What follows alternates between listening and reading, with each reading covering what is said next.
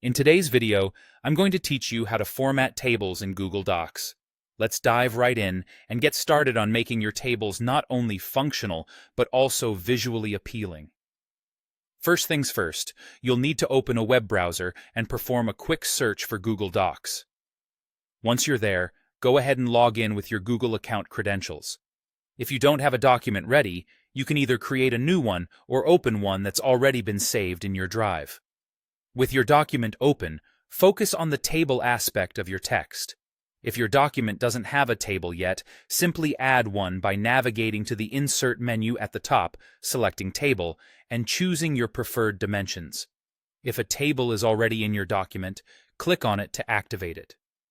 Now, let's start with formatting. A common first step is to right-click anywhere inside the table and select Table Properties from the drop-down menu.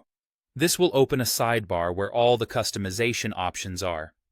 Alternatively, if you find this method to be a bit tedious, you can access these options by clicking inside the table, going up to the top menu, and selecting Format, then Table, and finally, Table Options. You'll notice that a sidebar appears on the right, offering a variety of settings to choose from. Begin by configuring the quick layouts. This allows you to determine the alignment of your table within the document. You have choices such as left, center, or right alignments, with additional variations within these categories. This is crucial as it sets the fundamental positioning and flow of your table in the document. Next, look into how your table interacts with text.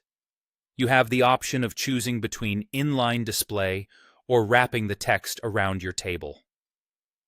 This setting can significantly impact the readability when your document has dense text surrounding your table. Moreover, you can preset the alignment of the table content, be it left, center, or right, as well as define the left indent in inches for precise placement. Now, moving on to columns, you can specify the width of each column in inches.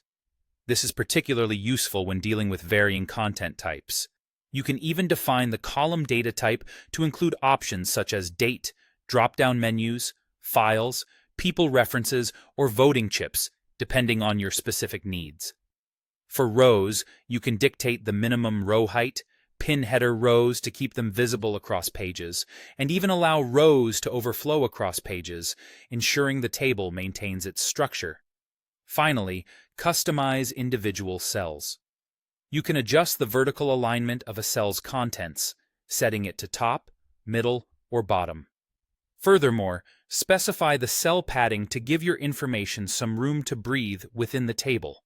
Lastly, in the color section, select the border color and thickness, as well as the cell background color, to enhance the visual appeal of your table, making it both functional and attractive.